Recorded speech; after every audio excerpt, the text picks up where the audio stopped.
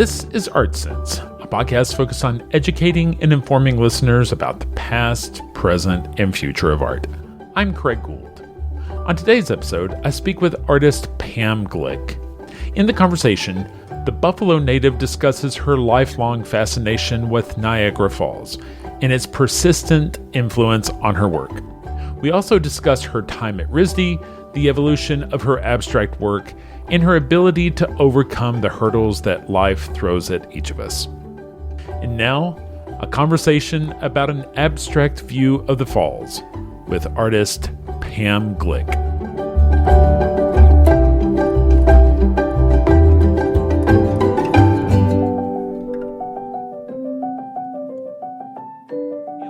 Thank you so much for joining me this week on the Art Sense podcast. Pam, you just recently had a show at Stephen Freeman Gallery that wrapped up at the end of April. I wanted to talk to you about your work, that series, but all the series that came before in your life and art. But, you know, with artists, I always like to start with a hypothetical, which is, let's say you're sitting at a dinner party next to somebody who has absolutely no idea who you are or what your work consists of. Where do you start to explain it to them? Well, that as an artist, I get asked that question all the time because, like, if I'm dropping off my laundry and the guy's like, "Oh, there's paint all over your shoes and clothes. Like, what do your paintings look like?" And I'm like, oh God, even there, I'm getting put on the spot or like feeling. I think when you're an abstract artist, it's so much harder because, like, in my mind, I've picked this universal language. Everyone can understand and feel how emotional my abstract paintings are. And then you go to try to describe it to your dry cleaner. It's like, well, you know how Niagara Falls goes like this and like that. And so that's kind of how I describe it. I'll start by describing the geometry of Niagara Falls rather than going back into my early childhood when I was drawing all the time. And so I think that formula or that template of the 90 degrees of the waterfalls is kind of where I begin. That's really interesting because I was going to ask you about Niagara Falls, but we're already there. And you know, it's funny. It's funny how often I talk to artists and they talk about how important place is to their work, right? Can you talk about how Niagara Falls is part of your DNA? Well, having grown up in Buffalo, the falls is 20 minutes from our house, from the house I grew up in. And it was always a destination for when people came from out of town. My family was kind of tired of taking people there, and I would always volunteer, like, I'll go. And I've wondered as I've gotten older, like, why did I always want to go there? And honestly, one of the reasons is that everyone there was from other places. There were, tons of people in saris and, right, wearing sandals in December and just all kinds of international people. And Buffalo is a really provincial place. And other than traveling, it just was like super exciting just seeing people from around the world, or at least for me, like, oh, I can't believe this is 20 minutes from my house. And actually, my dad told me this fun fact, which is Niagara Falls. Well, not exactly Niagara Falls, but Grand Island, which is right before Niagara Falls, was shortlisted to be Israel after the war. Oh, wow. So kind of, I don't know, the whole thing just seemed like very romantically foreign and, like some other place. I'm pretty at a quite a young age, was a little bit tired of Buffalo. So to me, it was like the gateway to escaping somehow. So, which is better, the US side or the Canadian side? Well, I titled like 100 paintings USA, Canada. So, well, Niagara, USA, Canada. So I never really picked a side, and I'm going to continue not to pick a side. Everyone says, oh, the Canadian side's so much better, their gardens are better, but I don't know. I know pretty much every inch of the American side and think it's pretty spectacular. I still love going out there. Probably every summer I'll take people out there that have never gone. That was something you tapped into really early in your work. Definitely. It wasn't necessarily literally a painting of the falls, but it was inspired by the falls, right? That I think you mentioned earlier that this whole notion of the 90 degrees. Yeah. And the 90 degrees as the structure, and then the motion and the shape, literal shapes of water, which you can't really see in a glass of water, but when the thing is just shooting out in every direction and going up and going sideways and like the pieces of water, I drew that a lot. I still go out there sometimes and draw, just sit on a bench. Like in bad weather, it's better because there's not people standing in front of you. Mm. So yeah, it was extremely influential from like really my late teens. I started drawing it in a more literal way, but the sections of it, which were rocks and water and whatnot, are very abstracted and kind of look like what my work looks like now, but I obviously wasn't aware of what I was doing. I'm not sure I still am aware of what I'm doing, No, but I understand. It's funny. Was poking around trying to do more homework on Pam the other day and came across an artist talk, which was really interesting because I'd never seen anyone do an artist talk that was not chronological. You were just, it's like you had just kind of opened up the downloads folder of your of your computer and just kind of going through images that were inspirations or images from the 80s and images from last week. And I know one of those images, it was a figurative piece, and it was like a guy like on a fence row with a couple of Dalmatians in the foliage. The mark making and the foliage looks so much like what your work looks like today. So it was like the seeds were there, even though that was 25 years ago, maybe. yeah, I know where that painting is actually. A really good friend slash collector has it. But yeah, that's exactly what I'm talking about, that the subject matter itself is just like the conduit to get to whatever you call it that I do. Like the kind of mark making and painting that's abstracted is, that's where I want to go. That's where I went as like a really young kid before I tried putting it in a more civilized context. Mm-hmm. And then I realized, oh, I didn't have to do that. I was kind of obsessed with the idea of being an American artist and making American paintings. I think because I like the pop artists a lot, and I didn't want to necessarily do what Andy Warhol did, but I kind of liked that. Maybe it was from the whole Niagara, USA, Canada thing, but I was making paintings for a while that were based on Currier and Ives. Mm-hmm. But mine were sort of a very twisted version of those things.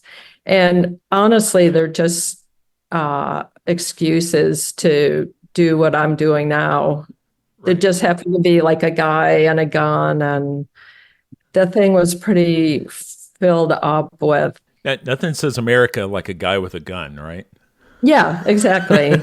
Exactly. Hearing you say that, it makes me think of these paintings that you're doing using oil and enamel that were text based, like amber waves of grain, but Yeah, exactly. the letters were so distracted that, a person would be lucky to even read it unless you gave them the context, right? But I mean, again, it's like going from this idea to kind of this fascination with mark making. Yeah. With mark making and also sort of earthbound subject matters, I think ultimately I'm mostly affected by nature. And so amber waves of grain to me is just the most beautiful poetic little phrase. And in the best interpretations of what American, the subject of being American used to be, and it's just so twisted now. But the I still think it's okay to enjoy a romantic turn of phrase and let it affect you. It's poetic, and I ultimately think that that's what paintings are, is if they're really good, they're poetry. Can I make an assumption that that kind of shows up in your titles these days? Yeah, it definitely does. And I love Woody Guthrie and that old kind of folk music. And as as beautiful as that is, it's also angry and, pointing out political problems. But I like how it's not afraid to romanticize like everyday life and human frailties and things like that. Yeah, my titles for the last show, I had such a good time doing that. Well, I never think about titles until the paintings are finished. And especially when it's for a show, you need like a whole bunch of them, and the title of the show and the title of the paintings. And it's always like, oh, hand wringing, and this is unfair, and I'm not a writer. And then when I figure it out, I'm like, this is the greatest title ever. I You just love know, you say you're not a writer, but my impression is that you kind of write nonstop as a doodler. Is that it. Yeah, right? exactly. And so what are you writing? Like I mean, is it just kind of a nervous habit, and what are the words? When I was much younger, like in elementary school, I was constantly getting in trouble, being sent to the office so often that the secretary of the principal had a corner for me with books and pencils and a little pencil sharpener, because she knew that if I was drawing, I would be quiet. And yeah, so I had these yellow pads, and Mrs. Horahan would give me red pencils and regular pencils. And she'd say, okay, just practice your penmanship. And she knew that I was just doing this like fake penmanship. But then I would just get into it and, draw. And so honestly, it's that kind of early-ish writing slash drawing thing. I wish I had those books. I never even thought, oh, I want those. Like, yeah, don't, let me have my drawings. Like, I never thought of them as like mine or something that you would want to hold on to. Um, my parents had no um, it wasn't an artistic family. And in fact, just jumping way ahead, when I said to them I wanted to go to art school, and my dad said, "What's art school?" And they were kind of shocked. And he went upstairs, got all our report cards, which he kept. I didn't even know he did keep them. And he's like, "Jesus, look, the kid got A's in art every year." I got terrible grades in as a younger student, like terrible, because I was so disruptive and didn't pay attention and everything. So anyway, it's all kind of tied in somehow. It's a great story because the way you tell it is it's almost like you're over there in the corner making these red repeating loops that, in my head look like Cy Twombly. And I look at your current work and I'm like, I could see that. And like, the more we try to get away from our roots, we eventually wind up back there. Exactly. Yeah. I mean, the lines on the paper were so critical too, that when I start a painting, I always, on the raw canvas, I draw those lines with a level. I don't necessarily use them or use all of them, but in fact, I paint the ground over that. But it somehow helps me to get a handle on the surface from the very beginning. And then after I paint the ground, which can take, weeks, depending on how it goes, I'll draw those lines on again. Sometimes it's kind of a grid, but it's not always really what you would call a grid, but it's almost like a structure for, like building something that you can then play on top of. Like, I don't know if I said that, but that thing about building a structure so that you can, like a jungle gym or something like that. So then you can go in there and do stuff with it. It's, that's true. That's rings true to me. Like your current work, it's really interesting. And it's really interesting in that, Thank you. You talked about, having a conversation with somebody at the cleaners about your work, and, seeing if you were to try to show that person your work on a phone, there's no way that they're going to be able to get it, right? Because I mean, it's the 6 feet squared. There's so much going on the surface level, but it's really interesting. All those white marks on the top, it's really interesting because it's almost like we're looking through a cyclone fence. I mean, it's almost like it's creating a barrier between the viewer and whatever that color field is on the other side. But it's not exclusively that. And like when I one of the things I thought was really interesting is like it's not hard and fast that all those white lines are on the top. It's like you also come back and you drizzle and splash, but then come back again. And so like there are rules, and then we break our rules, right? Right. Exactly. Can you kind of talk about where you are these days with this this most recent work? What I think the show was called Bark, right? Why Bark? Bark because of trees mostly, but I also have a little dog that's now 10 months old, and he was barking a lot. But really the idea came while we were walking, and I was, looking at one of my favorite trees. This is in Buffalo on our street, and just the title was like, oh, Bark. And then I realized, oh, there's so many beautiful romantic names of trees. So then it just made it easy. That was like the title, and then all the different trees. In trees, the bark is like what is on the outside, but there's a lot of content underneath them. And like metaphorically, I thought it was a beautiful title. Also, it's so short. Like I love short titles.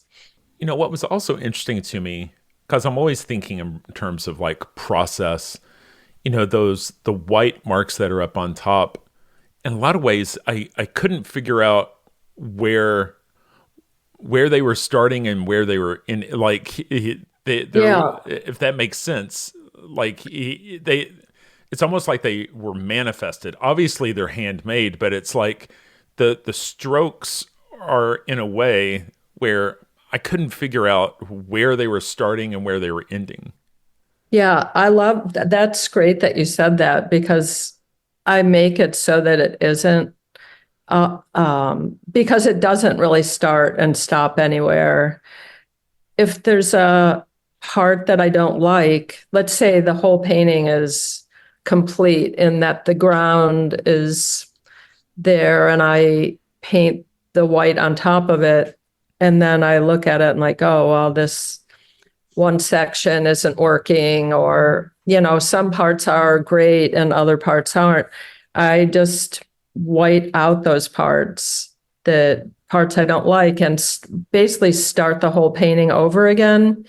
And so it can link up perfectly if I wanted to, but sometimes I like it not to, like for it to kind of just miss linking up. And it really depends. It's just pretty organic for that particular painting. But I really always loved the idea of like edge to edge and, the painting kind of just stopping at the edge and like an all over um, kind of like I love paintings like that. All the strokes feel like they're contained in the space. I mean, nothing feels like it's spilling over, but they feel modular in that you could theoretically put one of the blue ones right next to another blue one and it feel like a diptych or feel like, a larger piece. Yeah. Yeah. In fact, sometimes in the studio when they're all like pushed together, like if I'm getting ready to wrap them up or take pictures or something, and they're all kind of lined up, I'll see some that look really amazing next to each other. And, I love like American quilting. Like you'll see books by the is it called Gee I'm or not sure. G's Bend?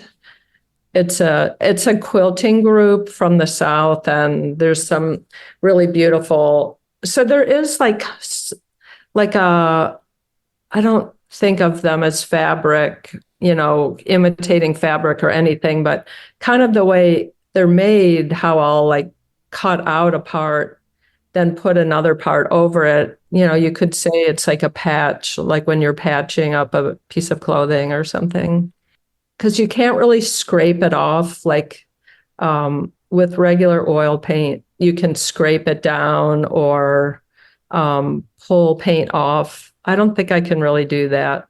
I've tried sanding it, but it doesn't really work because enamel is so strong. Mhm. So I just have worked out a way that I can paint over parts of it. Some of your work in the recent past will have really saturated stripes of color that kind of sit on top a band of color Yeah. vertically or at a bit of an angle. Is that something that is still part of your repertoire? Yeah, I mean this past show had that, but a lot of the color was on the edges. Um, and basically that's just sort of being greedy, if you will, because I love color, and I used to be called, oh, you're a great colorist, and then I start doing all these paintings that have no color in them, and I'm like, oh, I really do miss color, but was kind of getting, I think, getting the structure together, and it was easier and in a way more direct to have them be more monochromatic. Like I was just getting my point across. And And now some of the paintings in the show, those multicolored ones. Do you remember those? Yes. They're Yes, I like do. Like the you? one that kind of goes like a maze. Yes. Or in the studio, I call them clam shells. I don't know why, but they seem somehow like a clam. Like those are like, okay, I'm using every color because those other paintings only have one color. Right. Oh, I kind of like went to an extreme and I don't know. I really like to me, color is almost, ugh, painters are gonna hate this if I say this, but that's like it's like so easy to use color because it's so emotional. Like you can get a lot out of color. Um, like, oh, all these reds and pinks and stuff that people use a lot. And I don't know, like obviously color is also brilliant and really difficult, but there is something almost gratuitous to the way color can be used. Hope I'm not doing that, but It's the reason there's still black and white photography, right? I mean, yeah, there's the reason that there's still drawing, because there's something to be said for value and line but yeah, I mean, color can take more than its share of attention if not dealt with yeah, judiciously, right? yeah, yeah. And there are in the art world, like on any given day you walk around, there's like all these all red paintings, and there is like a monochromatic thing too. I don't know. It's hard just to not be a part of 10 other painters and what they're doing. I'm very conscious of that. And I don't know, I think it's like an immature thing that I have, but like if it looks like somebody else's, like I don't want to do that anymore. So I don't know. That's stupid, but it is something that runs through my head. Well, I think that's better than saying that you want to look like everyone else. Yeah, no. I mean, I don't know if anyone wants to do that either, but I have never been really influenced by my peers. If anything, it's like influenced in a way that makes me do some completely different thing. So, were you teachable? Oh, that is a great question because this is such a funny thing. At the Roberta and Matthew talk the other day, I ran into someone who was my teacher at RISD, Oh my gosh. and I guess she was a TA, she was a grad student when I was an undergrad. So she was working with one of the teachers. Mm-hmm. And so she was privy to all my crits and my student work and everything. And I mean, we had a really nice long talk. Of course, I loved it. I was like, oh, what did they say about me? And like, oh, we can talk about me for like whatever. Enough about you. Tell me more about me. The poor woman. Yes. But she said, oh, they said, just leave her alone. Don't say anything. Don't, because I really had no idea what I was doing. And the teachers just loved my work, and I won all these prizes at RISD. I had no idea why. And I told her that the other day. She goes, oh, we knew that. It was really funny. We could tell you didn't know what you were doing. And so I think I've just been drawn to not people that didn't have a formal education. Somehow those teachers at RISD, and I give them a lot of credit for just leaving me alone, and they were super encouraging. And my one drawing teacher, Jan Ba, would say like, oh, everything you do is so great. And I'm really like, it is? Well, I kind of wanted to know why, and they never would tell me. Wow.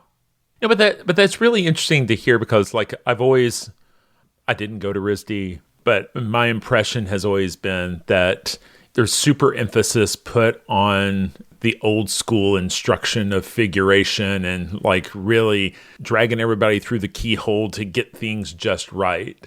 But it sounds like they gave you your space. Yeah, I don't know if they did that with everybody. I really don't know, but I literally graduated from there. My best friend at RISD was a guy who had been taking oil painting lessons since he was 8. So he taught me like, oh, use ivory soap to wash your brushes, and this is how you make the best black. So he was really key, like, what colors to mix to get something. And that I never learned really much of that from the teachers at all. They just, I don't know if they did that at some other era, but they were pretty, hands off. I've heard that about some grad schools that they're very, put people through the ringer. But at least my experience was very, to such a degree. Actually, there was this one January term, you would pick a class and just do that class for 6 weeks, and you would do it for 8 hours a day. And so I looked up, okay, who's like the most realistic drawing teacher in this whole place? And it was, I can't think of his name, but it was January. And so he had us all like crumple up a piece of paper, put it on the desk. And that was what we were going to draw for 6 weeks. Like, don't move it. I was so excited to do that. I'm going to learn how to draw and like really like shock those teachers, because like I'd see my things next to my classmates. It was like, oh, so embarrassing. But anyway, I'm hearing now from the TA, like, oh, they thought you were great. Anyway, so I really did learn how to draw, like the skill of making something that looks like something. And I think one of the amazing things was like learning the actual, like what cross hatching was. And I think of what I'm doing now, I think it's like it's like a different type of cross hatching, because I very much am aware of, okay, so if it's loops like this, but they're slanted a lot, then it's providing a structure for what's above it. If they're straight down, it's more like a decorative thing. If it's slanting this way, if they're thinner, if they're sharper, like each one has a very specific purpose. It probably looks like I'm not doing it specifically, but they are very, like each one is like a certain shape and size. And I think that like the sharp ones have a different feeling than the loopy ones. So there is like symbolism in it too, but a lot of it is like what a cross hatching does to a drawing, like the directional thing and shading and darker, lighter. It's endless what you can do with it. You talk about your time at RISD, and there was your time in New York after your undergrad.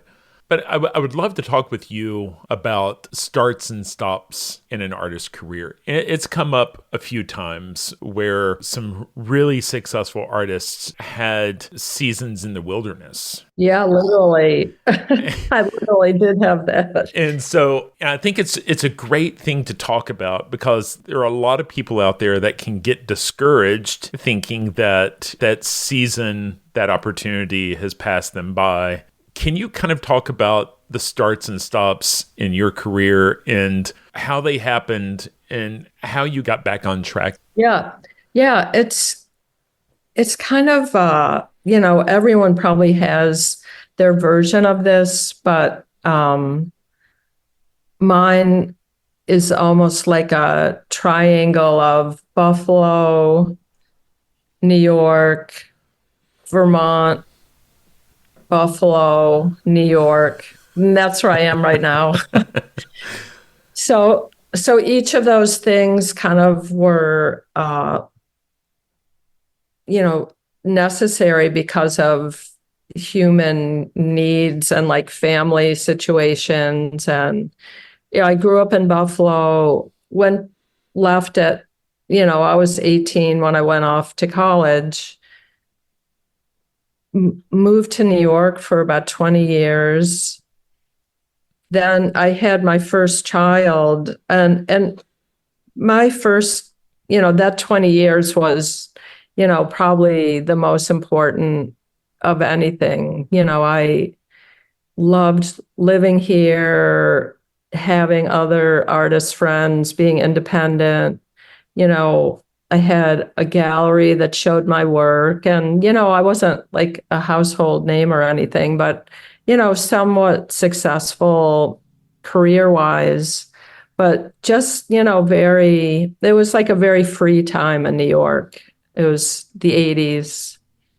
And we moved to Vermont in 95 after my first son was born, thinking I would keep my loft on Warren Street and go back and forth. And that just never worked out. I had a second child and it just was too hard. I was teaching in a couple of the high schools around there. There's a boarding school, and also there was like a pretty elite boarding school and then a school for at-risk boys. So they were two very different populations. And I really liked teaching in both those places. And we lived on a small farm, so we had animals and had two very young kids.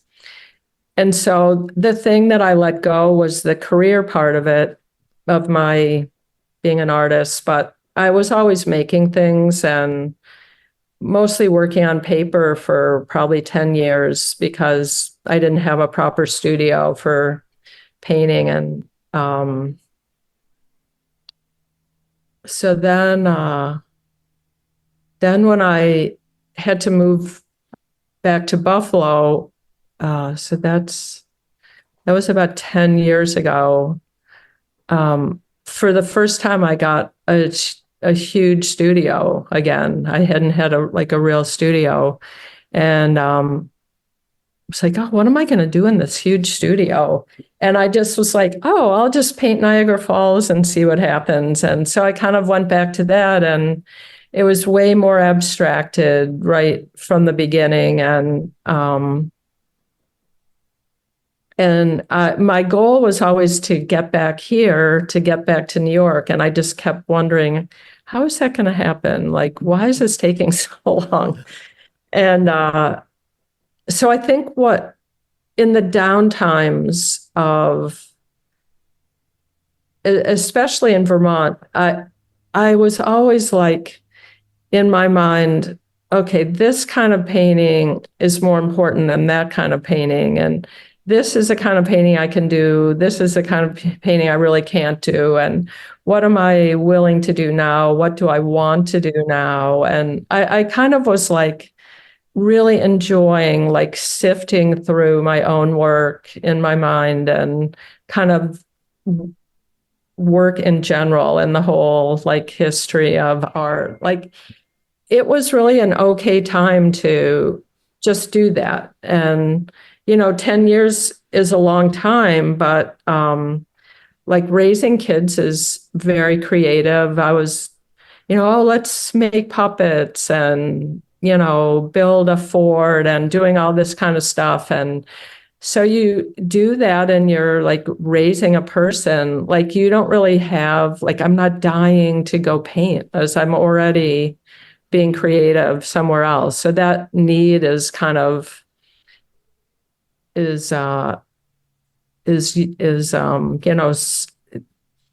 used up or something. It's like a little bit of a, not a little bit, it's a lot of a female thing. Like I had no choice. My husband at the time was working and his career was more important, and that's how it worked out. I don't think it's fair, but I also was extremely possessive of wanting to raise my kids a certain way. So I wanted to do what I was doing. I just sometimes wished I could clone myself and, do more. So I'm not really criticizing him so much as, my own personality was like, no, I wasn't crazy about some of the things that happened to me when I was a child. And I was like, I'm going to do it this way. And I'm the only one that can do this correctly. And so, I think in the end, it just made me a more conscious person of, oh, how do people actually get built from the ground up? Like, there's no better way than raising kids Yeah. to learn that. Your story also makes me think of conversations I've had with painters that have had these, again, times in the wilderness. And just because they weren't painting or they weren't showing, it doesn't mean that they weren't painting in their head. It's not like they were like sifting through things in the world. And I think as artists, we're all kind of prone to being pack rats and hoarders, and like we're constantly collecting things and putting them in a shoebox. And when a painter's not painting, mentally, you're still going through that exercise and putting things in this figurative shoebox that you're going to open up one day and use again. Exactly. Yeah, so true. And you can give up a career. To me, that was like the obvious thing that I didn't care about enough to, thin out everything else. I mean, it is doable. I'm not a good multitasker. I mean, flat out, they're like, oh, women are great multitaskers. I'm terrible at it. So now I can just be 99% just thinking about my work, and that's where I feel more comfortable. And the other 1% is thinking about the puppy. Yeah, exactly.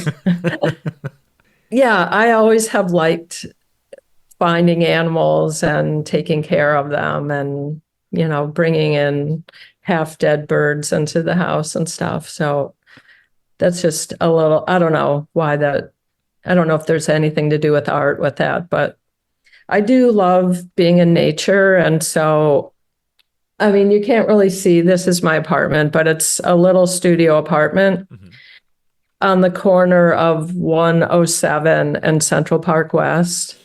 So I'm like, well, I have the best location in the entire city. It's just like, I might not really have much room. Everything's, shoved under the bed or something, but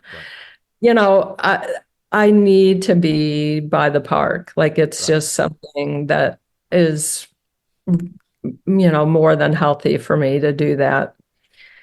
And so that's helpful. My studio is about 20 blocks north of here, so it's just a really great setup right now. Can you tell me about how you wound up going back to grad school there at University at Buffalo?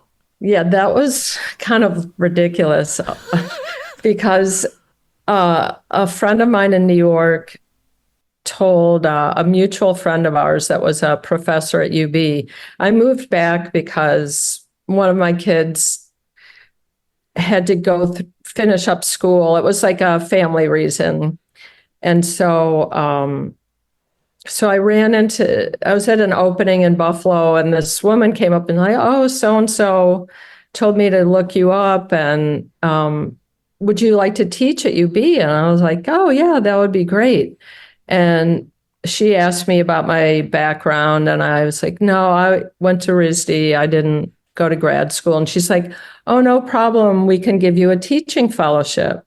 And I was like, oh, that sounds fancy. And I said, sure, that would be great. I had no idea that meant that you were going to grad school and like getting paid for going to grad school, and teaching at the same time. And so I literally did not know that I had agreed or was excited about this.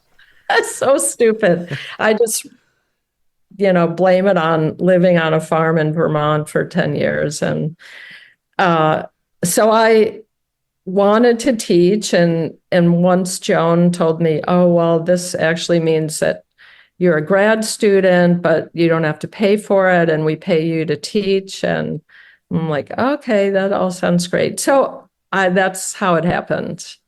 And it happened while I was, back in Buffalo, and I thought, oh, this will be kind of cool. Maybe I'll meet some people in Buffalo that are artists and that I didn't know before. My family being like more, like my dad was a lawyer. Both my parents were born in Buffalo, that kind of like old school. They just weren't involved in the arts. So I really enjoyed it, and took, uh, you had to take classes okay, you didn't take a painting or a drawing class, which I just didn't understand at all. How can you go to school for a MFA and you're not painting or drawing? Like, you have to do those things in your studio, but so it was more like critical theory, which wasn't my favorite thing I'd ever read, but it was pretty interesting. I took things like the history of photography, which was just absolutely fantastic. I didn't know a lot about that, or like the history of revolution in France. That was absolutely great also. And my professors were like my age. I was like a little riffing on Rodney Dangerfield when I was like going back to school, and I would talk to the kids that were my classmates. Uh, I don't know. So I thought it was fun. I had a great time doing it. Was it a time of growth for your work? It really was, because I I my studio in Buffalo is in a big multi mixed use building. What used to be a factory, and there's like a furniture wholesaler there, like a middleman. I don't think they make the furniture. I don't know. Anyway, there's a ton of cardboard at the loading dock, and I would load up my Subaru and take this really thick cardboard and stuff and make things out of it in my studio, like paint on it, but do other things with it. I made this series of chairs, or like chaise lounges out of cardboard, and painted on those. And I did really enjoy what I was doing there. I had some crits. Some of the teachers were like, how do I get a gallery in New York? I'm like, oh man, you're supposed to be helping me. So that was kind of funny. Staying on this topic of starts and stops and pushing through things, I know of late there's also been health that you've had to deal with. When you're going through something like that, is it important to try to find the balance between nurturing your body and nurturing your spirit? And has this experience found its way into your work? I think you can't help but have it. So I had a stage 1 lymphoma, which is like a very dangerous cancer. But mine was caught extremely early. I found it in my armpit myself. I was naked in the shower, and very early detection. And I can't stress enough, like, do that. Do that. Your glands, they're like all over the place, and you just like feel around and make sure there's no like little golf balls anywhere. But maybe a week or 10 days before I found that, Stephen Friedman had offered me to do a show in New York in, April of 24. And I was, really excited to do that. And so then when I got that diagnosis, I was like, oh, I'm just going to paint and not tell them, and that was like a 2-day thought. And then I ended up telling Alyssa Friedman, who's the director of the New York Gallery. She's not related to Stephen in family, but anyway, she was really amazing. I might start crying when I'm telling you this story because she's like, I think that you should do the show. I think it'll help you get through this. You sure you want to do it? And of course, it's like anything that you've never gone through. I thoroughly wanted to do it, having no idea what it was going to be like. And it just was the absolute best thing that I could have done. Many times I just forgot I had cancer. I honestly did. I get so involved in my work, and my family was amazing, like as backup. My 2 sons both moved back to Buffalo for a while to help me. And,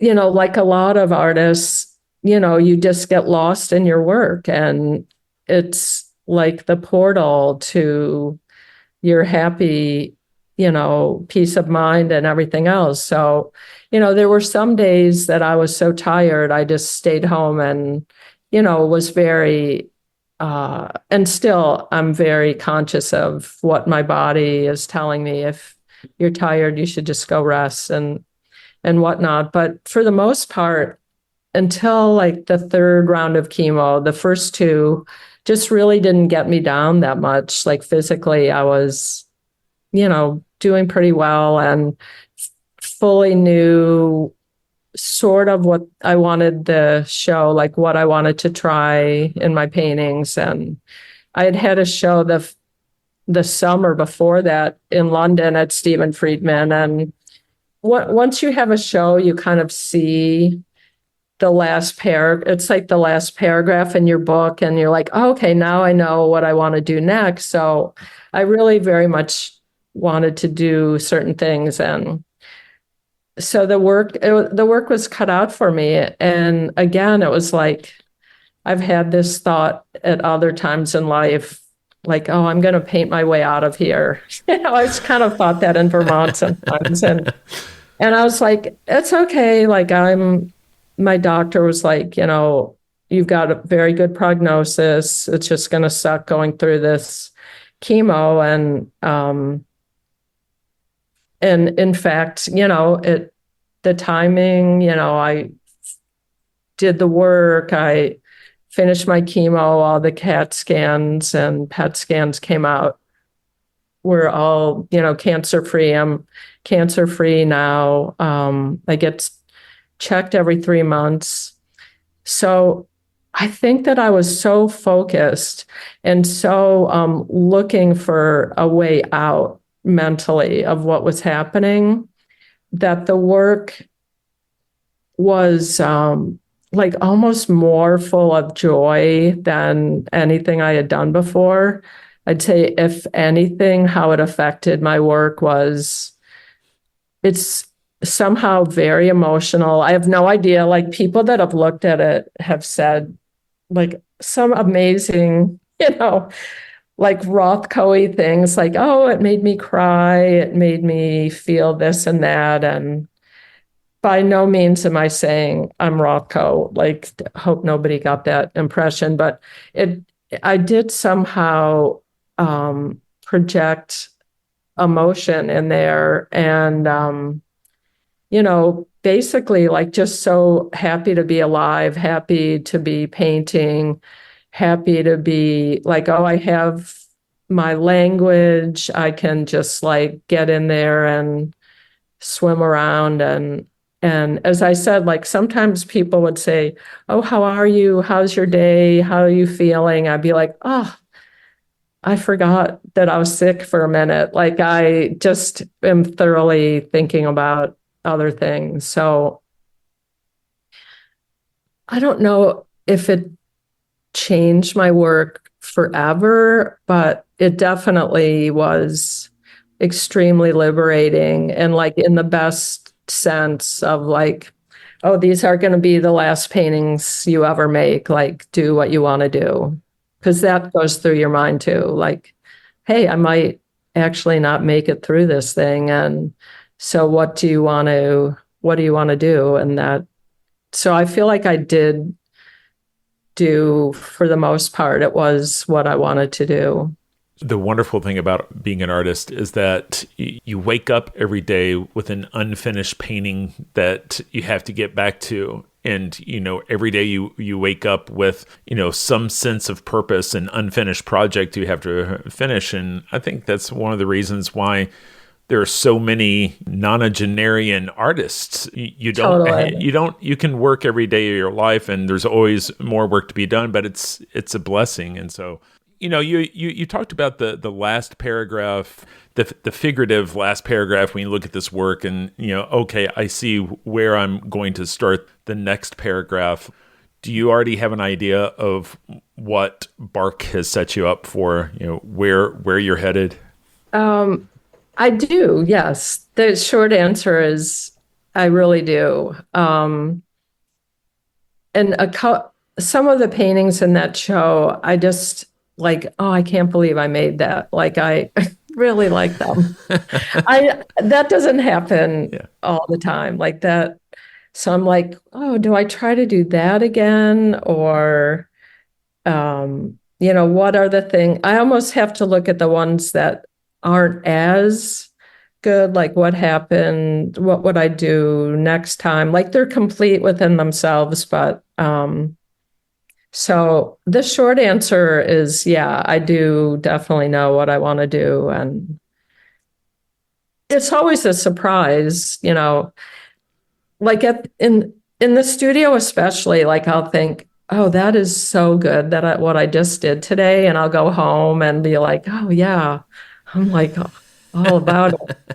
And then you get back the next day, I'm like, oh my God, that is such shit. And then the opposite, like I'll leave really dejected and think like, I don't know what I'm doing. This is horrible. And then you go back the next day and like, wow, that was genius. Like so you really, it's like pretending that you know what's going on is kind of fake. It's like a part of like almost when you're teaching and, you can be really confident and tell the kids what to do and what they're doing wrong. But like, honestly, the thing that makes everything really good is a completely unknowable little switch that goes on and you don't really know when that's going to happen and why it happened. And you just set everything up so that it can happen. Like, I think that's like the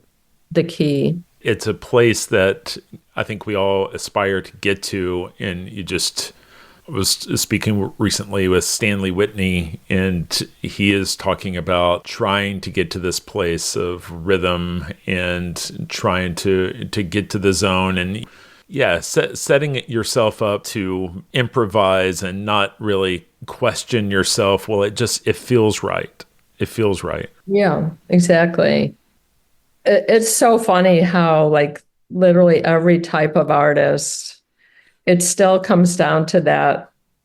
Oh, is it going to happen? Is Santa going to show up? Like you're completely not in the driver's seat of that kind of fortune when that happens. But it's, what a lucky thing that we get to do that kind of adrenaline and poetry all at the same time. Like they're like opposite elements working in your favor to get this thing to happen. I don't know, just even working toward it is so enriching and gratifying that even when like the paintings aren't the best, it's still like you still got to do it.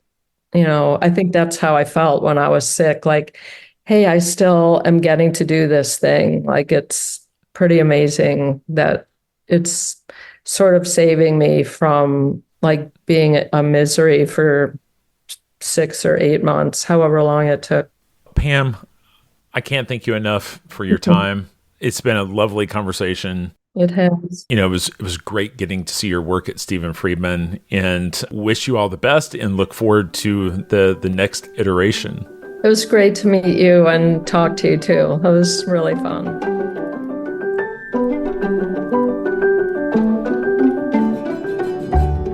That's all the time we have for this week. You've been listening to Art Sense.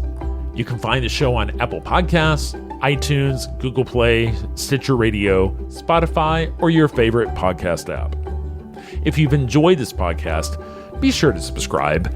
And while you're there, please rate the show and leave a quick review. Your feedback is the key to other folks finding us.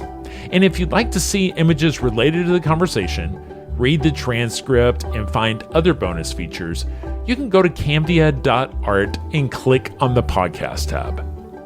If you'd like to reach out to me, you can email me at craig@cambia.art. Thanks for listening.